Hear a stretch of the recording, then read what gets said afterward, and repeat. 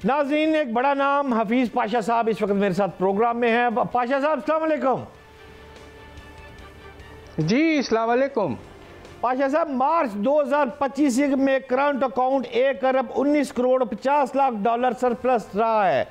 मैं आपसे ये जानना चाहता हूँ, तारीख में सबसे महाना करंट अकाउंट सरप्लस जो है वो गुज़िश्ता बरस इसी महीने में अकाउंट जो रहा, उसकी मैं फिगर आपको दे देता हूँ। 36 करोड़ 30 लाख डॉलर सरप्लस रहा था। करंट अकाउंट सरप्लस होने का मतलब क्या है, मुझे ज़रा आसान ज़बान में समझाएं। क्या पाकिस्तान तरक्की कर रहा है, बाहर से पैसे आ रहे हैं, हो क्या रहा है इस वक्त मुल्क में पाशा साहब? बिस्मिल्लाहिर्रहमानिर्रहीम। यकीनन जो हमारा तिजारती खसारा जो है, जिसे हम करंट अकाउंट कहते हैं, उसमें एक सरप्लस नुमाया तौर पर आया है और पिछले महीने ये 1 अरब डॉलर से भी ज़्यादा हुआ है।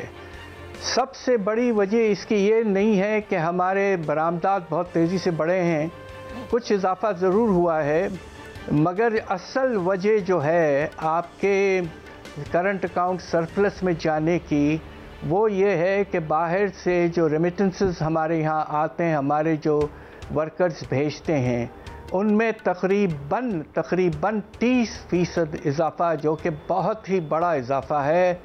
और पिछले महीने ईद की वजह से उन्होंने बहुत ज़्यादा भेजा और उसकी वजह से आप ये देखिए कि एक महीने में 4 अरब डॉलर से भी ज़्यादा आया। और वो वजह है कि आपका करंट अकाउंट सरप्लस एक लिहाज से तारीख़ का सबसे बुलंद लेवल पर जा पहुंचा एक महीने में, और वो अच्छी खबर ज़रूर है। काबिल एहतराम हफीज़ पाशा साहब, अगर आप नए माली साल 2025-26 की बात कर लें तो जून के पहले हफ्ते में पेश करने का फैसला एक्सपेक्टेड है, और IMF का वफ़द जो है वो भी मई के दूसरे हफ्ते में पाकिस्तान तशरीफ़ ला रहा है। मैं आपसे ये जानना चाहता हूँ कि मौजूदा मुआशी जो सूरत हाल है, इसमें IMF की जानब से नई शराइत, टैक्सेस मेरी आवाम पर क्या पड़ने जा रहे हैं? आपका वसी तजर्बा है, क्या देख रहे हैं? देखिए, पहले तो हम एक तरह रिव्यू कर लें कि इस साल जो इम्कानात हैं साल ख़त्म होने तक वो क्या हैं।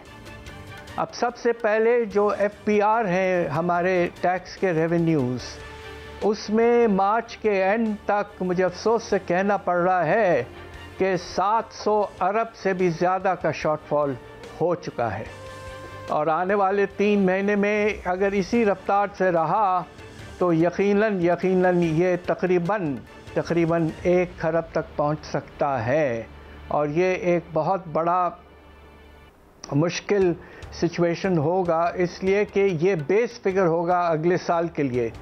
और आपने IMF के साथ एग्रीमेंट किया है कि अगले साल कम से कम 15 खरब तक आप ले जाएंगे रेवेन्यूज़ को, तो उसको हासिल करने के लिए बहुत मुश्किलात आने वाले हैं। तो सवाल ये पैदा होता है कि हुकूमत ने जो कमिटमेंट किया है अगले साल के लिए, क्या उन्होंने एक डिटेल्ड प्लान ऑफ एक्शन बनाया है कि हम अपने टैक्स रेवेन्यूज़ को किस रेजी से बढ़ाएंगे। दूसरी तरफ एक जो नया सिलसिला है, और वो ये है कि IMF पहली दफ़ा सूबाई हुकूमतों पर उनका रुझान बहुत बढ़ गया है IMF का, और इस साल ये तय हुआ था कि एग्रीकल्चरल इनकम टैक्स ले आएंगे और उसकी कलेक्शन शुरू कर देंगे, मगर ऐसा नहीं हुआ है। और IMF फिर ये देखेगा कि अगले साल जब आगाज़ होता है नए लॉ के तहत कलेक्शन एग्रीकल्चरल इनकम टैक्स का, तो उसका टारगेट क्या रखा जाता है। हमारा अंदाज़ा ये है कि 850 अरब तक होना चाहिए, तो अब देखिए क्या टारगेट सेट होता है। काबिल पाशा तरफ जी प्लीज़ आप बात करें। नहीं, सिर्फ ये कह दूं कि आखिरी चीज़ जो बहुत अहम है कि प्राइवेटाइजेशन का जो हमारा सिलसिला एग्रीमेंट था, उसकी इम्प्लीमेंटेशन भी बड़ी सुस्त रही है, PIA तक नहीं प्राइवेटाइज हुआ है। तो अगले साल IMF इस पर बहुत ज़ोर डालने का इम्कानात मौजूद हैं।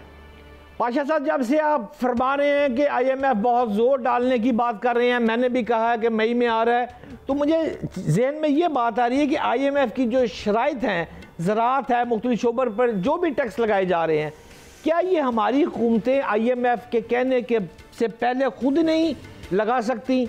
ये टैक्सेस लगाना हुकूमत को नहीं चाहिए कि खुद ही लगा ले? और दूसरा ये जानना चाहता हूँ कि सबसे ज़्यादा फ़ायदा तो सब्सिडीज से अभी तक अमीर उठा रहे हैं, गरीबों को क्या फ़ायदा हो रहा है? पाशा साहब ये समझाए। देखिए, आपकी बात बिल्कुल मुनासिब है इस लिहाज से कि जो टैक्स के रिफॉर्म्स हैं हमें खुद सोच लेना चाहिए। हमने खुद कहा है कि हम टैक्स के रेवेन्यू को नुमाया तौर पर बढ़ाएंगे, फाइनेंस मिनिस्टर साहब ने भी कहा है, मगर होता यह है कि बाद में चलकर IMF की कंडीशनैलिटीज़ के तहत हम आगे बढ़ते हैं। दूसरी तरफ आपने भी बहुत मुनासिब बात की है कि सब्सिडीज़ जो हैं वो एक लिहाज से अमीर तबके को ज़्यादा फ़ायदा पहुंचाते हैं, मगर एक इसमें थोड़ा सा क्वालिफ़िकेशन कर दूं कि बिजली के निर्ख जो हैं वो हमने छोटे कंज्यूमर्स के लिए बहुत कम रखे हैं। एक लिहाज से एक सेंसिबल हमने पॉलिसी फॉलो की है और उसके तहत सब्सिडी हम जिसे कहते हैं टैरिफ डिफरेंशियल सब्सिडी हम छोटे कंज्यूमर्स को बिजली के उनको ज़रूर दे रहे हैं और ये एक मुनासिब पॉलिसी है। पाशा साहब, पंजाब और सिंध हुकूमत ने IMF की शर्त पर गंदम की इमदादी कीमत ताहाल मुकर्रर नहीं की और ना ही उन्होंने करनी है। मैं आपसे ये जानना चाहता हूँ बतौर मुआशरदान, आप क्या समझते हैं कि गंदम की इमदादी कीमत मुकर्रर ना करने की पॉलिसी को आप किस अंदाज से देखते हैं? और कल को क्या हमें गंदम फिर दरामद करना पड़ेगी? किसान जो है वो गंदम फिर नहीं उगाएगा? ये क्या हो रहा है मेरे पंजाब और सिंध में, आप क्या देखते हैं? यह आप बहुत मुनासिब बात कर रहे हैं। ये जो पॉलिसी है कि हम अपने किसानों को प्रोक्योरमेंट प्राइस या सपोर्ट प्राइस नहीं देंगे, मैं इससे ज़्यादा सख्त अल्फाज इस्तेमाल नहीं कर सकता कि यह सरासर गलत पॉलिसी है। ये पॉलिसीज़ हम जब हुकूमत में थे 90s में तो हमने इसको आगे बहुत बढ़ाया था और ख़ुशी की बात ये थी कि हमने जो गंदम की कीमत को दिया था अच्छी कीमत, उसके नतीजे में 1999-2000 में हम गंदम में सेल्फ सफिशिएंट हो गए थे, खुद कफील हो गए थे। ये सरासर गलत पॉलिसी है, सारी दुनिया में हिंदुस्तान भी करता है, सब करते हैं और अब हमें पता नहीं क्यों हम मान गए इस बात को। हमारे किसान को एडवांस में कीमत मुकर्रर होनी चाहिए ताकि उनको पता हो कि कितना उन्हें लगाना है। किसान सोचेगा कि कितना हमें फर्टिलाइज़र लगाना है, किस तरह की बिजली इस्तेमाल, किस तरह के गंदम सीड्स इस्तेमाल करने हैं वगैरह वगैरह। तो ये सरासर गलत डिसीजन था। Pakistan must talk to the IMF and talk in terms of restoration of procurement and support policies, particularly for gandam and kapas. Pasha साहब, मेरे लास्ट 2 सवाल हैं आपसे। काइंडली इख्तिताम वक्त का भी थोड़ा सा ज़रा शार्प जवाब देना पसंद करेंगे आप कि पेट्रोल की कीमतें आलमी मंडी में कमी हो रही है। मेरा प्राइम मिनिस्टर ऑफ पाकिस्तान कह रहा है बलूचिस्तान में हम सड़कें बनाएंगे, उन पैसों से आप किस नज़र से देख रहे हैं? यह दरअसल नामुनासिब है, इसका कोई ताल्लुक़ नहीं एक चीज़ से दूसरी चीज़ से। प्रोजेक्ट्स जो होते हैं वो PSDP में होते हैं, फेडरल PSDP की प्रायोरिटीज़ तब्दील करके आप बलूचिस्तान की तरफ ज़रूर जाएं। मगर ये जो कीमत कम हुई है तकरीबन 12 से 15 रुपए फ़ी लीटर, इसका फ़ायदा आवाम को फ़ौरन पहुंचाना चाहिए। ये बहुत ज़रूरी है इसलिए कि तेल की कीमत बहुत बढ़ चुकी है और लोग बहुत परेशान हैं, तो इसकी रिलीफ हमें फ़ौरन दे देना चाहिए था।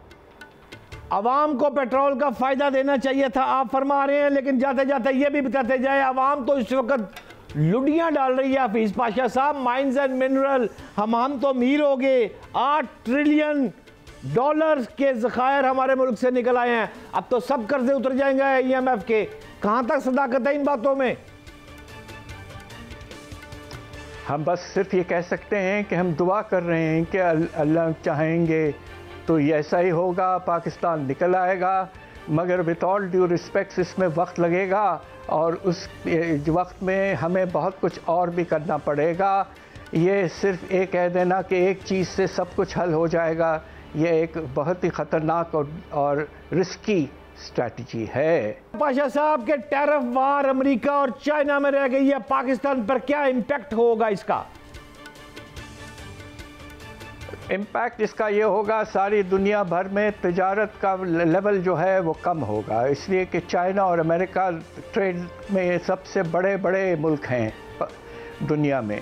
दूसरी तरफ अगर इस तरह का कमी आती है तो पाकिस्तान के जो बरामदात हैं उनको ज़्यादा कंपटीशन फेस करने पड़ेगा।